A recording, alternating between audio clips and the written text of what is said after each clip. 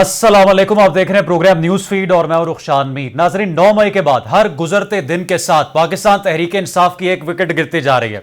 उस्मान डार हों, फिरदौस आशिक अवान साहिबा, मुराद रास, असद उमर, या एक लंबी फहरिस्त पाकिस्तान तहरीक इंसाफ के रहनुमाओं की है जो पाकिस्तान तहरीक इंसाफ को खैरबाद कहकर अब या तो सियासत से मुकम्मल तौर पर इख्तिलाफ कर चुके हैं, सियासत छोड़ चुके हैं, सियासत से किनाराकुशी कर चुके हैं।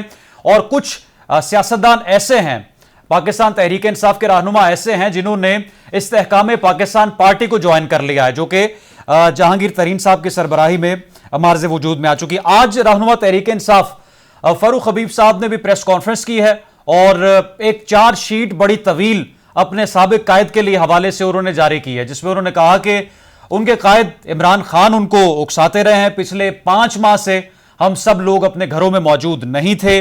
9 मई नाक वाकया पेश आया, इसके बाद हम सब अपने घरों से दूर चले गए। 5 माह के दौरान दिमाग में एक सोच मौजूद थी कि जो सियासत हम कर रहे हैं, क्या इसी के लिए पंजाब यूनिवर्सिटी में बतौर सियासी तालिब इल्म जद्दोजहद का आगाज किया था। 9 मई के बाद हम घरों से दूर थे, कानून का सामना नहीं कर रहे थे। खुद एहतसाबी का अमल बहुत जरूरी होता है। मैंने खुद को वक्त दिया ताकि फैसला कर सकूं। रूहानी और मुखलिस दोस्तों से मशवरे किए। हम अपने मकसद से हटकर पाकिस्तान को तशद्दुद की सियासत पर ले आए थे। तहरीक अदम एतमाद हुआ था तो ऐसी सियासी गेम होती रहती है। तहरीक अदम एतमाद के बाद ना हमें चैन से बैठने दिया गया और ना ही अवाम को आईनी तरीके से चेयरमैन पीटीआई को हटाया गया, तो फिर इंतजार करना चाहिए था। सड़कें ब्लॉक और मुजाहमत करके मुसलसल माइंडसेट हमें दिया जाता रहा। इस तरह के बहुत से इल्जामात, या यूं कह लीजिए कि एक बड़ी तवील चार्जशीट थी जो आज रहनुमा पाकिस्तान तहरीक इंसाफ के कभी हुआ करते थे हबीब साहब अब इस्तेहकाम पाकिस्तान पार्टी में शामिल हो चुके हैं, उन्होंने जारी की है। और ये जो प्रेस कॉन्फ्रेंस है, ये तमाम उन इंटरव्यूज से या उन प्रेस कॉन्फ्रेंसेस से मिलती जुलती है जिन्होंने माजी करीब में पाकिस्तान तहरीक इंसाफ को खैरबाद किया है, या सियासत को मुकम्मल तौर पर छोड़ दिया, या फिर इस्तेहकाम पाकिस्तान पार्टी में शामिल हो चुके हैं। प्रोग्राम में हमारे साथ मौजूद होंगे सेनेटर गौस नियाजी पाकिस्तान मुस्लिम लीग नवाज से, नबील कबूल साहब पाकिस्तान पीपल्स पार्टी से, और इस्तेहकाम पाकिस्तान पार्टी की रहनुमा फिरदौस आशिक अवान साहिबा भी हमें ज्वाइन करेंगी। नादिर कबूल साहब, आपके वक्त का बहुत शुक्रिया। मैं सबसे पहले तो आपसे ये पूछूंगा कि इलेक्शंस का जो मंजरनामा बन रहा है इस वक्त, और पाकिस्तान तहरीक इंसाफ जिस तरह से अब ऐसा कतई तौर पर नहीं लग रहा कि इलेक्शंस में पाकिस्तान तहरीक इंसाफ मौजूद होगी, या जिस तरह से पाकिस्तान तहरीक इंसाफ के लीडर छोड़ रहे हैं एक के बाद एक सियासी जमात को अपनी, तो लगता है कि अब पाकिस्तान पीपल्स पार्टी होगी, नून लीग होगी, या फिर इस्तेहकाम पाकिस्तान पार्टी होगी? सर, ऐसी बात तो नहीं है। आई थिंक पीटीआई भी इस इलेक्शन का हिस्सा होगी। हाँ, उनकी काफी सारी लीडरशिप ने उस पार्टी को छोड़ दिया है, और जाहिर सी बात है, अगर आप भी सोचें खुद कि अगर ऐसी पॉलिटिकल लीडरशिप हो किसी भी पार्टी की जो आपको अपने मुल्क के इदारों के खिलाफ उकसाए और समझे कि अपने फौज के खिलाफ लड़ने पे मजबूर करे, तो जाहिर सी बात है आपका जो दीन ईमान है, आपकी जो कॉन्शियंस है, वो आपको कैसे अलाउ कर सकता है उस पार्टी के टिकट मांगना भी, और उस पर इलेक्शन लड़ना तो बहुत दूर की बात है। तो बहुत सारे दोस्तों ने बहुत अच्छा फैसला किया है, और मैं तो यही उम्मीद करूंगा कि आने वाले दिनों में और जो मुहिब्बे वतन पाकिस्तानी है वो इस पार्टी को छोड़ेंगे, क्योंकि जिस तरह आज फारूक हबीब साहब ने बोला कि जो चेयरमैन पीटीआई और साबका वजीर आजम है वो बहुत ही सेल्फिश, और उनका एक अपना ही एजेंडा था, पाकिस्तान के खिलाफ उनका एजेंडा था, पाकिस्तान दुश्मन एजेंडा था। और बिल्कुल उनको फिर ऐसे शख्स को, जैसे अफराद जो उस पार्टी का हिस्सा थे, उनको पार्टी छोड़नी भी चाहिए और अपने पॉलिटिकल फ्यूचर के लिए जो उनको बेहतर फैसला लगे वो करें। हम तो बहुत सारे दोस्तों को हमने पाकिस्तान पीपल्स पार्टी ज्वाइन करने की भी दावत दी है। बहुत सारे दोस्त नून लीग ज्वाइन कर चुके हैं, कुछ लोग ये इस्तेहकाम पाकिस्तान पार्टी में जा चुके हैं। तो इनको खुली आज़ादी है जिस पार्टी से वो इलेक्शन लड़ना चाहे, मगर मैं पीटीआई का फ्यूचर नहीं देख रहा हूँ पाकिस्तान की सियासत में, क्योंकि जिस तरह पीटीआई ने एक तरह से पाकिस्तान की बेइज्जती की है पूरी दुनिया के लेवल पे। मतलब जो देखिए, इंडिया के जो एंकर्स हैं, इंडिया के जो तज्जियाकार हैं, वो कह रहे हैं कि जो नुकसान इंडिया नहीं कभी कर सका पाकिस्तान का, वो नुकसान इस पार्टी ने पिछले 3.5 साल में जो उसका दौर इक़्तिदार था उसके अंदर किया। तो उसके बाद तो आई थिंक फ्यूचर सिर्फ पीपल्स पार्टी का ही नजर आ रहा है, because Pakistan Peoples Party wide party है जिन्होंने अपनी लीडरशिप को कुर्बानी दे दी। शहीद जुल्फ़िकार अली भुट्टो से लेकर शहीद मोहतरमा बेनज़ीर भुट्टो साहिबा, उन्होंने अपनी जान की कुर्बानी दे दी, नजराना दे दिया, मगर कभी भी पाकिस्तान के इदारों के खिलाफ, पाकिस्तान की रियासत के खिलाफ कभी भी कोई बात नहीं की। जो हम लोग विक्टिमाइज हुए हैं पाकिस्तान के अंदर नाइंसाफी से, जो चाहे चाहे आमिराना दौर के विक्टिमाइजेशन हुई हो, चाहे जुडिशियल असैसिनेशन हमारी लीडरशिप की हुई हो, मगर उसके बाद भी हमने यही बोला कि पाकिस्तान खपे। आसिफ ज़रदारी साहब को क्यों हम आज भी मानते हैं कि वो एक बहुत बेहतरीन लीडर है, हालांकि उनकी कितनी किरदार कुशी करने की कोशिश की गई, उनके खिलाफ झूठे इल्जाम, उनको जेल में डाला गया, कुछ साबित नहीं हुआ, उन्होंने मगर सब्र और तहम्मुल का मुजाहरा किया। उन्होंने कभी भी ये नहीं बोला कि पाकिस्तान के इदारों के खिलाफ कभी कोई बात नहीं की। उन्होंने यही बोला कि कुछ लोग, हाँ, हर इदारे में कुछ लोग खराब हो सकते हैं, इंडिविजुअल्स की बात की। फॉर एग्जाम्पल परवेज मुशर्रफ को सिंगल आउट करके उस नाम लेके बोला कि परवेज मुशर्रफ ने पाकिस्तान के खिलाफ काम किया है, जो कॉन्स्टिट्यूशन तोड़ के उन्होंने मुल्क को यरगमाल रखा हुआ था, एक डिक्टेटर के तौर पे रूल किया, फिर उसके बाद बार बार आइन तोड़ा उन्होंने, जो लॉयर्स की मूवमेंट जिसका रिजल्ट हुआ था, मगर कभी भी इदारे के खिलाफ बात नहीं की और अपनाया, इदारों को भी अपनाया। और आज भी पाकिस्तान पीपल्स पार्टी यही कहती है कि हर इदारा जो है वो मजबूती से अपना काम करे, अपने दायरे के अंदर रहे, और हम हर इदारे से मोहब्बत करते हैं, स्पेशली जो हमारी आर्म फोर्सेस है, उसकी वजह से आज अल्लाह का शुक्र है पाकिस्तान कायम और दायम है। जिस तरह फलस्तीन में जो हाल हो रहा है वो पाकिस्तान में भी हो सकता था। अगर हमारी फौज को कमजोर करने की कोई कोशिश करे, कोई भी पॉलिटिकल पार्टी या अपने आप को कोई भी लीडर समझे और वो अब हमारी फौज के खिलाफ बात करे, तो वो ये सोचे कि हम भी फ्यूचर का खुदा ना खास्ता फलस्तीन बन सकते हैं, क्योंकि हमारे दुश्मन कम नहीं है। इंडिया हमारा दुश्मन है, तालिबान हमारे दुश्मन है, इजराइल हमारा दुश्मन है। इजराइल क्यों, हालांकि इजराइल को बड़ी ख्वाहिश होगी इजराइल की कि वो हम ठीक है। सेनेटर गौस न्याजी साहब भी हमारे साथ मौजूद हैं, पाकिस्तान मुस्लिम लीग नवाज से। सेनेटर साहब, बहुत शुभ वक्त का सर मियां मोहम्मद नवाज शरीफ की आमद हो रही है। 21 अक्टूबर को गालिबन वो पाकिस्तान में मौजूद होंगे और यहां पर जलसे की तैयारियां भी की जा रही है। लेकिन दूसरी जानिब पाकिस्तान तहरीक इंसाफ के जो रहनुमा हैं, रोजाना की बुनियाद पर कहना चाहिए कि पार्टी को छोड़ रहे हैं। असद उमर हो या उस्मान डार साहब हो, मुराद रास हो, फिरदौस आशिक अवान साहिबा हो, और आज फरूख हबीब साहब ने भी फैजुल हसन चौहान साहब के बाद जो है वो पार्टी से लाताल्लुकी का इजहार किया। आपको क्या लगता है, इलेक्शन से पहले पहले पाकिस्तान तहरीक इंसाफ में कोई बचेगा या पूरी पार्टी खत्म हो जाएगी? पहली बात तो यह है कि जी हम तो जमहूरी लोग हैं, जमहूरी तरीके से मुकाबला करना चाहते हैं और हमारी ख्वाहिश होगी कि पीटीआई भी फील्ड में रहे। लेकिन जो लोग छोड़ रहे हैं तो वो इमरान खान की गलत पॉलिसी की वजह से छोड़ रहे हैं। आप देखो ना, इससे पहले सदाकत अवासी की क्या स्टेटमेंट थी, आज तरफ हबीब की क्या थी, कि किस किस्म की वो ट्रेनिंग दे रहा था। एक अपनी जात की खातिर कि उसको एक शौक था कि वज़ीर आज़म बनना है, उसको ये नहीं था कि मुल्क तबाह हो रहा है, मुल्क तबाह हो रही है, मुल्क तबाह हो रहा है।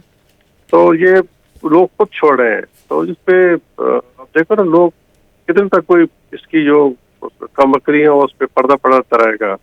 और उसको जो फैसिलिटेशन की थी, अब तो वो भी परेशान है। तो ये आप देखना कि उसमें कोई कादावर शख्सियत नहीं रहेगी, और फिर वही जो यंगस्टर्स के साथ हैं और जो क्रिकेट के हवाले से इमरान खान को पसंद करते हैं वही रह जाएंगे। बाकी तो हम तो इंशाल्लाह मीर साहब के इस्तकबाल की पूरी तैयारी कर रहे हैं। और एक सर, वोट बैंक तो बरकरार है पीटीआई का, कि आपको लगता है वो भी खत्म हो गया है, सिर्फ चंद यंगस्टर्स हैं? कम हुआ है। अब संजीदा लोग की सोच की तब्दीली हर एक बहुत कम हुआ है। अब देखो ना, मैं बता, इलेक्शन जब होता है, वोट बैंक होता है, तो उसमें वोट बैंक एक पार्टी का वोट बैंक होता है और एक जो इलेक्टेबल्स होता है उसका अपना वोट बैंक होता है। तो दोनों मिला के बंदा इलेक्शन जीतता है। तो जो जितने इलेक्टेबल से मेन हो तो सारे साइड पे हो गए। ज़ाहिर है इस पे जीतना तो अब मुश्किल नजर आ रहा है। अब तो लेकिन फिर भी इंशाल्लाह पूरा तैयारी के साथ मुकाबला करेंगे और लोग समझ चुके हैं। और ये जो 21 अक्टूबर का जलसा है, ये पीटीआई की और अवाम की जो इमरान के साथ हमदर्दी रखकर उनकी आंखें खोल देगा कि उनके साथ क्या झूठ बोला जा रहा है और हकीकत क्या है। एक समंदर होगा लोगों का। और मीर साहब की तकरीर आप सुनेंगे तो आप मुस्तकबिल के लाए मिल देंगे कि बताएंगे कि पाकिस्तान को नुकसान हुआ और उसको कैसे आगे ले जाना है। तो इंशाल्लाह 21 का इंतजार करें। बहुत सारे लोग एक लाइन में लगे, सारे आप बहुत बड़ी तब्दीली देखेंगे 21 अक्टूबर के बाद। तो ये इंशाल्लाह पाकिस्तान आगे तरक्की करेगा। पाकिस्तान का मुस्तकबिल शानदार है और इसमें मियां साहब का एक सिर्फ पाकिस्तान में नहीं, इंटरनेशनल जो परसेप्शन है वो बहुत अच्छा है। मतलब क्लिंटन के 5 अरब डॉलर के उस पे डोनेशन देने के जी आप धमाके ना करें, इसके बावजूद उसने मियां साहब धमाके किए और फिर उसने को मियां साहब के मुताबिक कहा था कि ये मियां साहब जो है वो राइट हैंड से बैटिंग करते हैं। मैंने मतलब ये था कि वो उन्होंने कहा था कि एक मैन ऑफ प्रिंसिपल है, उसका पता भी था। तो मियां साहब तो मैन ऑफ प्रिंसिपल है, हमें उन असूलों की सियासत की है, अभी भी करेंगे। और पूरा पाकिस्तान जब तक हमारे तमाम हथियारे 73 के आइन के मुताबिक काम नहीं करेंगे तो हमारा मुल्क आगे नहीं चल सकेगा। और मेरे ख्याल में सबको एहसास हो चुका है कि जब तक हम अब मिल के नहीं चलेंगे, आइन पाकिस्तान को नहीं मानेंगे, हमारा मुल्क आगे नहीं जैसा चल सकेगा। लेकिन सर ये आइन वाले बयानी से तो वो बैकफुट पर आ गए हैं। जो लंदन में उन्होंने वीडियो एक जारी की थी, उसके बाद तो तरदीद आ गई उसकी इसहाक डार साहब की तरफ से भी कि हम अब जो माजी में हुआ उसको हम अल्लाह ताला पर छोड़ चुके हैं। जी, वो मियां साहब ने ये कहा, मियां साहब ने ये नहीं कहा था कि उनको कोई मुकदमा दर्ज किया जाए या उनके खिलाफ कोई इंतकाम किया जाए। उन्हें कैटेगरी पहले कहा कि ये ना मैं इंतकामी बंदा हूँ ना इंतकाम पसंद करता हूँ, लेकिन जो किरदार पाकिस्तान जी तो नहीं तो इत्तेसाब तो फिर हमने तो जब हमारा 1600 माह की हुकूमत हुई है, हमने तो कानून के ये कानून अपना रास्ता खुद बनाएगा, हमारी ये पॉलिसी रही है। चाहे इमरान खान था चाहे दूसरे लोग थे, ये कानून अपना साफ रहेगा। हमने किसी को इंतकाम नहीं दिया, जो किसी को दीवार से नहीं लगाया, और हम अभी उसी पॉलिसी पे। तो मियां साहब का ये ख्याल था कि कम अज कम जिनकी वजह से हुआ है वो तस्लीम तो करे कि हाँ हमारी वजह से हुआ है, क्योंकि 10-12 साल यही जो यंगस्टर है उनके दिमाग में यही बात गई कि जी नवाज शरीफ करप्ट है, फलाना करप्ट है, फलानी मनी लॉन्ड्रिंग की है, सब कुछ की है। आप देख रहे हैं कि जिस अखबार ने शहबाज पे इल्जाम लगाया था फिर उसको माफी मांगनी पड़ गई। उस पर टेलीग्राफ था ये क्या था, कौन सी अखबार थी, और इस तरह शहजाद अकबर ने जो केस किए थे उस पर कितने मतलब पाकिस्तान का 2 अरब रुपया ज़ाया हुआ, कुछ भी नहीं मिला।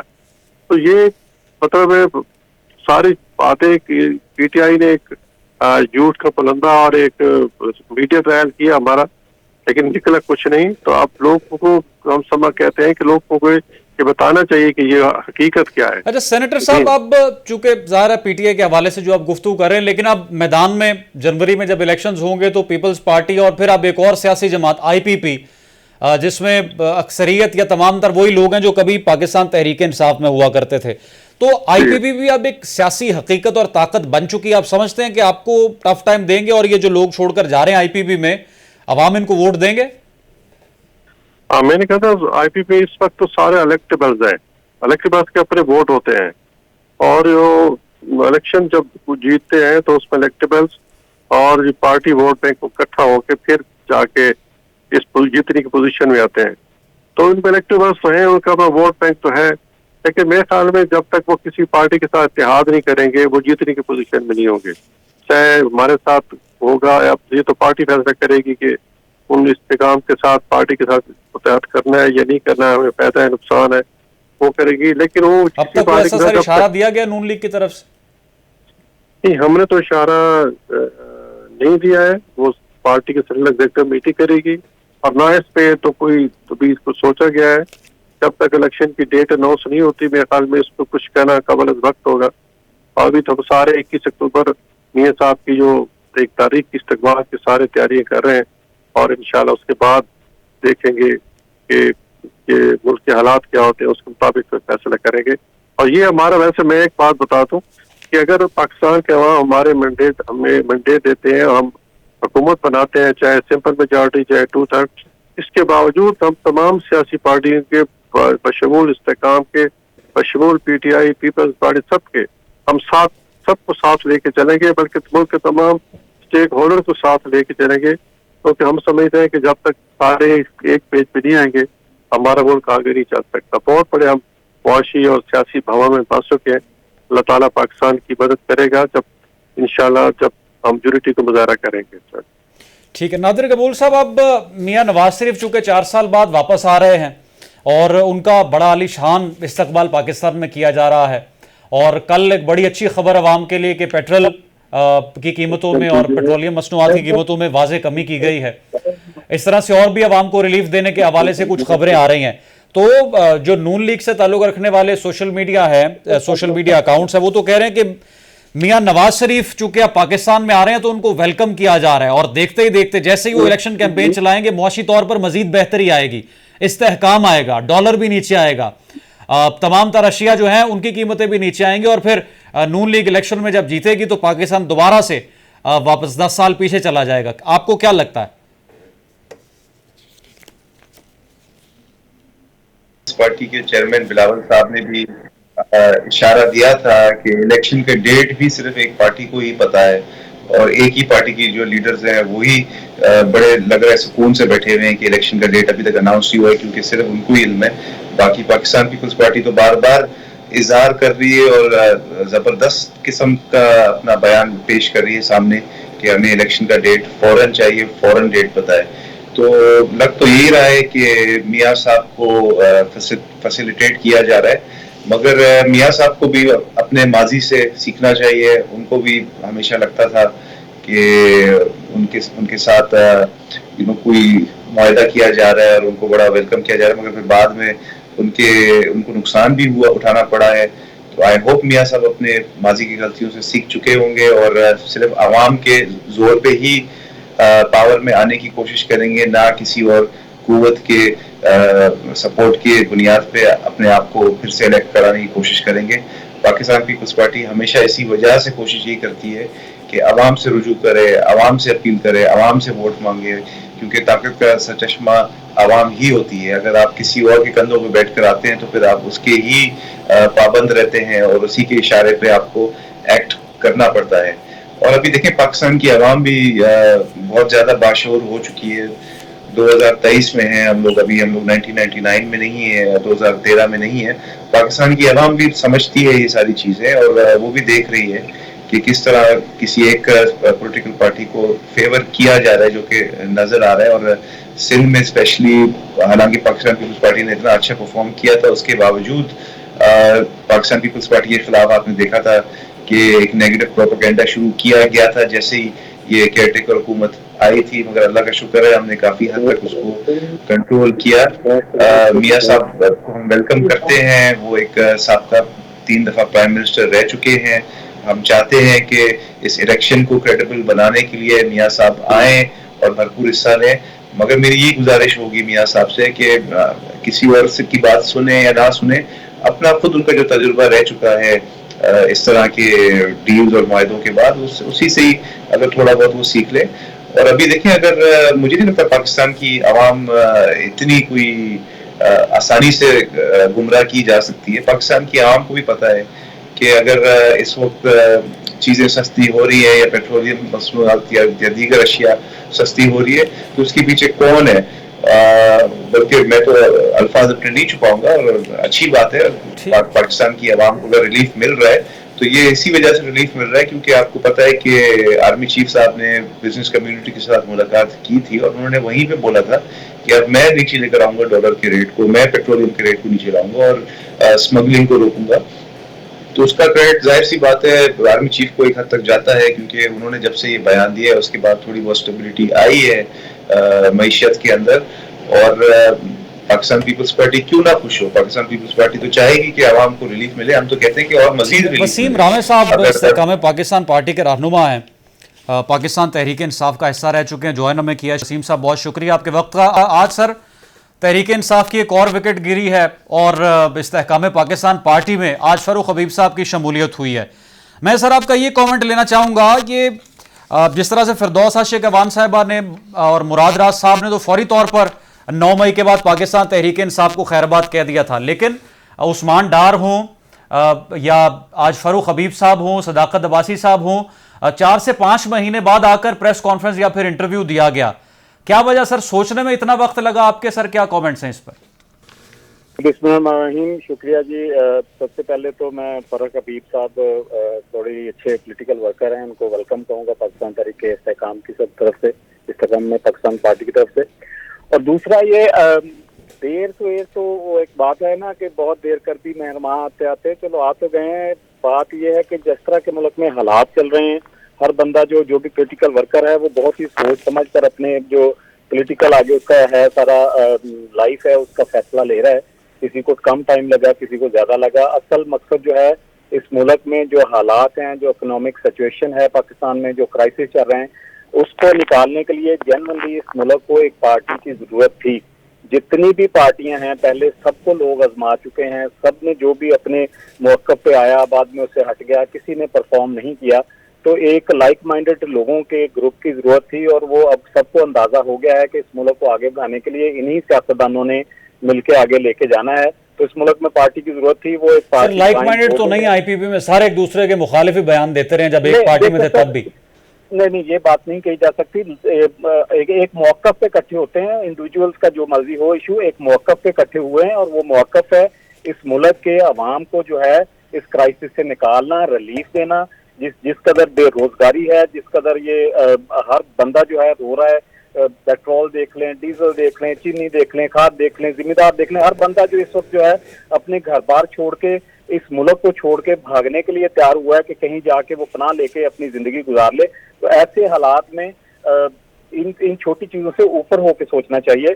इस्तेकाम पाकिस्तान पार्टी जो है उसने एक बहुत अच्छा प्लेटफॉर्म मुहैया किया है उन सब लोगों को जो इस मुल्क की तरक्की में पहले भी उनका हिस्सा रहा है और आगे इसकी बेहतरी की तरफ लेके जा रहे हैं। जो अभी देख लें कि जितने भी मुल्क में क्राइसिस हैं, आप अब सर अगला नंबर किसका है? कोई है इतलात आपके पास के फरूख हबीब साहब के बाद किसी और की बारी आ सकती है? हमारी तरफ से तो जनाब हर किसी को वेलकम है। बेशक कोई नून लीग का वर्कर है, कोई पीपल्स पार्टी का वर्कर है, जो भी नून लीग वाले नहीं आते आपके पास, पीटीआई वाले आएंगे। हमारा एक मौक़िफ़ है, जो लोग मुल्क के लिए काम करना चाहते हैं, जो मौक़िफ़ के साथ खड़े होने वाले हैं, वो सब लोग एक जगह इकट्ठे हो सकते हैं। ऐसी कोई बात नहीं है कि कोई नहीं आ सकता। किसी भी जमात के लोग, जब उनके सामने एक सिनारियो रखा जाता है कि इस मुल्क को हमारी पार्टी जो है इस तरह लेके आगे जाना चाहती है, तो जो समझदार लोग होते हैं वो मूव होते हैं। हमेशा से पार्टियों का यही रहा है कि जितने भी जो मंजे हुए सियासतदान हैं वो मुल्क की बेहतरी के लिए साथ खड़े होते हैं एक मौक़िफ़ के साथ। इस वक्त जो मुल्क की सिचुएशन है उसमें बहुत ही जरूरी था कि एक पार्टी ऐसी क्रिएट होती जिसमें सब पार्टियों के अच्छे मंजे हुए समझदार लोग आते और एक नई पॉलिसीज बना के इस सारे मुल्क को इस क्राइसिस से निकालते। तो इस वक्त इस्तेकाम पाकिस्तान जो है वो बहुत ही वसी तर पॉलिसियों पे काम कर रही है। इंशाल्लाह हमारा जो मोटिव है, हमारा जो मौक़िफ़ है, वो इंशाल्लाह हम लोगों तक भी लेके जा रहे हैं, दूसरे सियासतदानों तक भी लेके जा रहे हैं। इस मुल्क को क्राइसिस से निकालने के लिए ये काम करना पड़ना है और इस्तेकाम पाकिस्तान पार्टी जो इसमें जितना जोर लगा सकी हम लगाएंगे और इंशाल्लाह लोगों को इस जो अजाब में लोग फंसे हुए हैं इस अजाब से निकाल के रहेंगे। अब सर इलेक्शंस में जा रही है इस्तेकाम पाकिस्तान पार्टी भी, तो क्या मुस्तकबिल आपको नजर आ रहा है? जी इंशाल्लाह इस्तेकाम पाकिस्तान पार्टी का होगा। इसमें जो मुल्क के जितने भी नामवर मंजे हुए सियासतदान हैं वो सारे इसी पार्टी को ज्वाइन कर रहे हैं और हमारा एक बहुत सर मंजे हुए से क्या मुराद, थोड़ा सा एलैबोरेट करेंगे सर? देखें जी, देख लें, शुरू कर लें जिधर से मर्जी। तरीन साहब, अलीम साहब, इस्ताकत अब्बासी ले लें, फर्क ले लें, या जितने भी लोग आए हैं पहले हमारे बड़े सियासतदान हमारे साथ आए हैं, सिंध से आए हैं, केपीके से आए हैं, वो सब लोगों की अपनी अपनी स्पेशलिटी है, किसी न किसी फील्ड में उन्होंने डिलीवर किया हुआ है।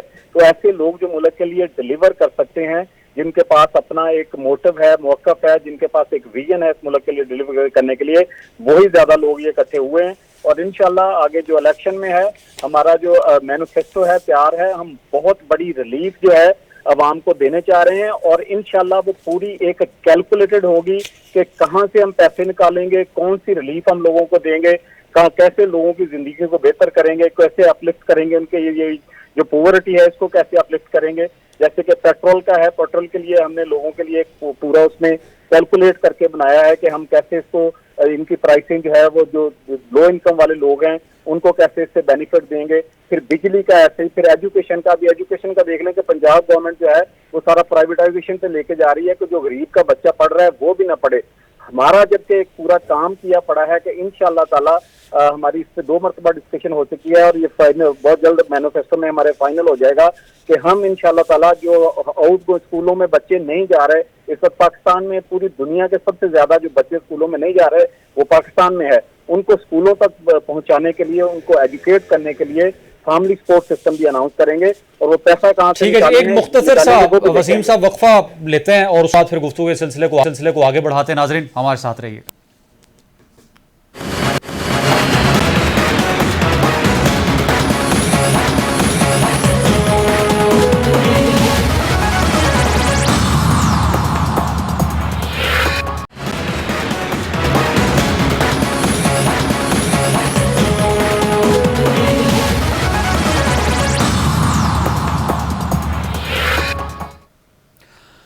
वेलकम बैक नाजरीन। फवाद चौधरी, डॉक्टर शीरी मज़ारी, फ़याज़ुल हसन चौहान, असद उमर, उस्मान डार, सदाकत अब्बासी और दीगर कई नाम। आज तो फ़ारूक हबीब साहब जो कि फैसलाबाद से बड़े मजबूत खिलाड़ी थे कप्तान के, उन्होंने भी पाकिस्तान तहरीक इंसाफ को खैरबाद कहते हुए इस्तेहकाम पाकिस्तान पार्टी में शमूलियत इख्तियार की है।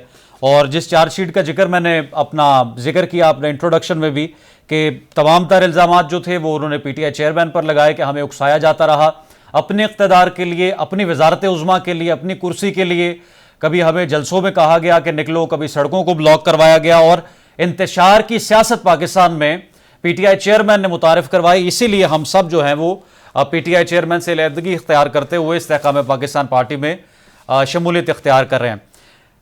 नादिर गबूल साहब और वसीम रामे साहब साथ मौजूद हैं। सेनेटर गौस न्याजी साहब भी प्रोग्राम में हमारे साथ मौजूद हैं। मैं नादिर गबूल साहब आपकी जानिब आऊँगा।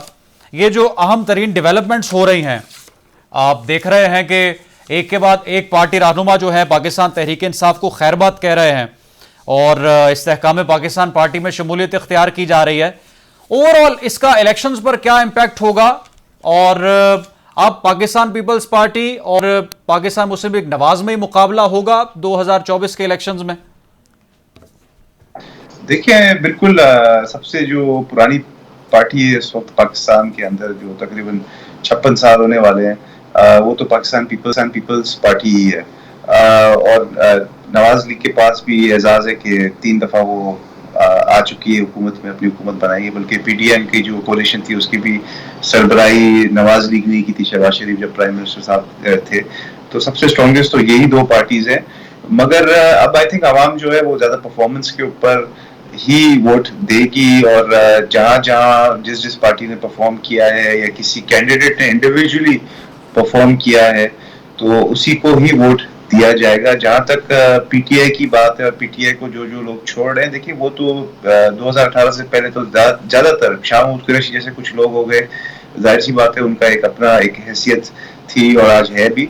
मगर ज्यादातर जो लोग हैं जो PTI छोड़कर अभी ये इस्तेकाम है पाकिस्तान पार्टी में या दीगर पार्टी में जा रहे हैं, उनकी क्या सियासी हैसियत, मतलब सब मेरे लिए काबिल एहतराम है एज इंडिविजुअल्स, मगर सियासी हैसियत तो कोई भी नहीं थी ना। फारूक हबीब को कौन जानता था, या फवाद चौधरी 3-4 पार्टी चेंज कर चुके थे मगर कभी ना उन्होंने इलेक्शन जीता था।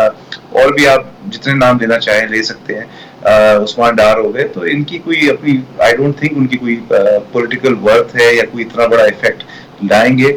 पाकिस्तान की अवाम, आई थिंक इनके पास इस वक्त मेन 2 ही ऑप्शन है, वो पाकिस्तान पीपल्स पार्टी ही है नंबर 1 पे, और अगर कोई और कंपटीशन है तो वो नून लीग की तरफ से ही आएगा। बाकी मौलाना साहब की भी अपना एक वोट बैंक है JUI का, MQM भी जाहिर सी बात है कुछ सपोर्ट रखती है। आप सर कह रहे हैं, नादिर कबूल साहब, मैं सर आपसे इख्तिलाफ, आप कह रहे हैं कि क्या इनकी पॉलिटिकल वर्थ है? ये जितने लोग IPP में इस वक्त शामिल हो चुके हैं और मुल्क को अब IPP के प्लेटफॉर्म से आगे लेकर जाना चाहते हैं, ये वो तमाम तर सियासी लीडर्स हैं जिन्होंने PTI चेयरमैन के लिए ना सिर्फ टॉक शोज में झगड़े किए, थप्पड़ों का इस्तेमाल किया, मुक्कों का इस्तेमाल किया, जलसों में, तकरीरों में ना सिर्फ सिविल अफसरान को हदफ तनकीद बनाते रहे बल्कि बड़े बड़े बयानात दिए गए। आप ऑन रिकॉर्ड है फ़याज़ुल हसन चौहान साहब, फवाद चौधरी साहब, डॉक्टर फिरदौस आशिक अवान साहिबा, जिन्होंने एक दफ़ा टॉक शो में थप्पड़ बरसा दिए कादिर मंदूखेल साहब पर, और फ़ारूक हबीब साहब फैसलाबाद से, वो तो महाज संभाले हुए थे और खिलाड़ी थे पाकिस्तान तहरीक इंसाफ के चेयरमैन के। आप कह रहे हैं उनकी क्रेडिबिलिटी नहीं, अब वो उन पर मुनहसर है कि वो अब प्रेस कॉन्फ्रेंस हो या इंटरव्यू हो, तमाम तर इल्जामात वो लीडर पर ही डाल रहे हैं। तो आप ये कहना चाह रहे हैं कि टॉक शो पे आके थप्पड़ मारने से या गाली गलौज करने से वोट आपको मिलेगा? देखिए, आवाम जो है, मैं वही अर्ज कर रहा था, आवाम जो है वो उसी के लिए वोट करेगी जो आवाम के साथ मौजूद रहा है इस पूरे सफर के दौरान और हर खुशी गमी में। स्पेशली जैसे मेरा हल्का है लियारी, वहां पे आवाम ये तो नहीं देखती कि मेरा सोशल मीडिया कितना अच्छा है या मैं टीवी पे आके क्या बातें करता हूँ। टीवी पे तो मैं आता हूँ अपनी पार्टी की नुमाइंदगी करने के लिए, मगर आवाम मुझे इसलिए वोट नहीं देती। आवाम इसलिए वोट देगी मुझे कि वो देखेगी कि जब उनके ऊपर बिजली की लोड शेडिंग का बुरान था, गैस का अभी भी चल रहा है बुरान, पानी की किल्लत है, तो उसके लिए कितनी आवाज उठाई है। जैसे एक वाकया मेरे वालिद साहब का बड़ा मशहूर हुआ था कि उन्होंने बिजली की जो लोड शेडिंग के खिलाफ आवाज बुलंद की थी अपनी। तो आवाम यही देखती है कि कौन हमारा नुमाइंदा ऐसा है जो हमारी आवाज ऐवानों में उठाएगा भी और फिर उसका रिजल्ट भी लेकर आएगा। ठीक है वसीम साहब, ये नादिर साहब कह रहे हैं कि आईपीपी में जितने भी अब लोग शमूलियत इख्तियार कर रहे हैं पाकिस्तान तहरीक इंसाफ के प्लेटफॉर्म को छोड़कर, ये तो सब वक्ती बयानात और वक्ती नारेबाजी तक महदूद लीडर्स हैं। और जिस तरह से उन्होंने फवाद चौधरी साहब की तरफ इशारा किया, इख्तलाफ उनसे यकीनी तौर पर किया जा सकता है कि 2 सियासी जमातें छोड़ी या 3 सियासी जमातें छोड़ी। क्या कहेंगे सर? मेरे भाई हैं नादर साहब, मैं थोड़ी सी इसमें एक दो चीजें हैं जो एक्सप्लेन करना चाहूंगा कि पूरी दुनिया में जो पॉलिटिक्स का सिनेरियो है वो अभी कैसे चल रहा है। ये पीपल्स पार्टी या नून लीग, इनकी गलतफहमियां बहुत जल्द दूर हो जाएंगी। ये 10-10 मरतबा आजमाए हुए लोगों के ये लोग हैं, और जब भी आए हैं मतलब कि कभी रोटी कपड़ा मकान और कभी वोट को इज्जत दो, और आके इन्होंने फिर अपने जो मामलात हैं वही सीधे किए हैं जो सारी दुनिया के सामने है कि जिस तरह की लूट मार के नतीजे में पाकिस्तान जो है इस हालात में पहुंचा है। बांग्लादेश हमसे आज़ाद होके हमसे 2 गुना आगे चला गया, इंडिया हमसे पीछे होता था वो आगे चला गया, इन्हीं की पॉलिसियों का नतीजा है। दूसरा, पूरी अभी जो पॉलिटिक्स आजकल चल रही है पूरी दुनिया में, सर सवाल इस मैं सर एक सवाल बस कर लूं फिर आपका ही जवाब लूंगा सर। उसी की तरफ आ रहा हूं मैं। जी जी जी सर, सवाल ये है कि पाकिस्तान पीपल्स पार्टी में जो लोग खड़े थे अपनी पार्टी के साथ वो आज भी मौजूद हैं। नून लीग पर अच्छा दौर आया, बुरा आया, एग्जाइल में रहे लीडर्स या जेल में रहे, लेकिन जो टॉप लीडरशिप थी नून लीग की उन्होंने पार्टी को छोड़ा नहीं। इस्तेहकाम पाकिस्तान पार्टी में जितने लोग शामिल हो रहे हैं सब पीटीआई को छोड़कर आए और पीटीआई से पहले उनका सियासी बैकग्राउंड मुख्तलिफ था। इस पर सारा आपका कमेंट चाहिए। जी जी, मैं इस पे भी बात आता हूँ। मुझे अपनी पहली बात खत्म करने दें कि अभी जो आजकल के पढ़े लिखे नौजवान हैं वो पूरी मुल्की सियासत को समझते हैं और वो बातों पे रहने वाले नहीं हैं। मैं आपको एक ट्यूनिसिया की, ट्यूनिस की एक मिसाल दूंगा कि उनकी जो डिबेट थी, प्रेसिडेंशियल डिबेट थी, उस डिबेट में किए गए 2 सवालों पे के आंसर पे उनका जो एक आजाद कैंडिडेट मेजॉरिटी लेके जो है वो सदारत का वो इलेक्शन जीता है। पाकिस्तान की अवाम भी जो है अब वो अपने जो उन्हें अपनी फिक्र है कि उन्होंने उनके घर कैसे चलने हैं, उन्होंने वो देखना है कि कौन सी पार्टी ऐसा पैकेज लेके आती है जो इस मुल्क की अवाम को रिलीफ दे सके। तो इस वक्त सबसे बड़ा इशू जो है मुल्क के लोगों का है, लोगों के जो हालात हैं उसका है। इन पार्टियों को तो 10-10 मरतबा उन्होंने आजमाया हुआ है। जब भी आते हैं इनकी बातें और होती हैं, फिर आके लूट मार करते हैं, फिर चले जाते हैं। नून लीग का तो ये मुल्क ही नहीं है, वो तो उनका तो सारा सिस्टम ही बाहर है। लूटते हैं, बाहर चले जाते हैं, लूटते हैं, बाहर चले जाते हैं। और जहां तक ये खड़े रहने का, बहुत सारे लोग जो हैं नून लीग के जो हैं, अभी ये पिंडी में भी चौधरी निसार साहब की और अब्बासी साहब की मुलाकात जो एक्सपेक्टेड है 1-2 दिन में, आप देखिएगा कि जो लोग इस मुल्क की बेहतरी के लिए काम करना चाहते हैं वो इन जमातों से पीछे हटते जा रहे हैं। और बहुत सारे पीपल्स पार्टी के लोग भी, और इनमें बहुत बड़ा नाम था शाह महमूद कुरैशी साहब भी, वो भी मतलब कि जो है पीपल्स पार्टी को भी छोड़ रहे हैं। इस मुल्क की सियासत अब जेन्युइनली जो है पढ़े लिखे नौजवानों के हाथों में जानी है आगे, जो इस मुल्क को और इस दुनिया को हर चीज को समझते हैं कि किस तरह इन दोनों पार्टियों ने मिल के लूटा है इस मुल्क को। और वो अब क्योंकि आप वोटिंग लिस्ट पे देख लें, नियरली 60% जो आपकी जनरेशन जो है वो यूथ है। और यूथ अब ये बहानों और हीलों और झूठों पे नहीं चलने वाली, वो पूरी दुनिया की सियासत को भी देखती है, अपने मुल्क की सियासत को भी देखती है। और उनके सामने इन दोनों पार्टियों का जो कट्ठा चट्ठा सब कुछ है, इनकी करतूतें जितनी भी इन्होंने की हैं, जो लूट मार की हैं, जैसे केसेस खत्म कराए हैं, अरबों की जो लूट मार और बाद में जहाजों में पैसे भर के जाते रहे, कोई बंदा नहीं भूला और ना भूलेगा और ना इंशाल्लाह हम भूलने देंगे। हम ये बार बार रिमाइंड कराएंगे कि ये मुल्क नौजवानों का है और उन्हें आगे सोच समझ के बढ़ना है। ऐसे हालात में इस्तेहकाम पाकिस्तान ही एक ऐसी पार्टी है जो इंशाल्लाह एक बहुत वसी तर मौक़िफ़ के साथ और अपने मैनिफेस्टो के साथ आगे आ रही है, जिसमें टोटल जो है हर तबके के लोगों को जो रिलीफ का पैकेज इंशाल्लाह वो हम लेके आ रहे हैं। और इसी बजट से होगा, इस बजट से कैलकुलेट करके जिधर से भी पैसा। ठीक है जी, वसीम रामे साहब इस्तेहकाम पाकिस्तान पार्टी के रहनुमा और नादिर कबूल साहब पाकिस्तान पीपल्स पार्टी से प्रोग्राम में हमारे साथ मौजूद थे। ब्रेक के बाद हाजिर होंगे और बात करेंगे इसराइल और हमास की जंग के हवाले से।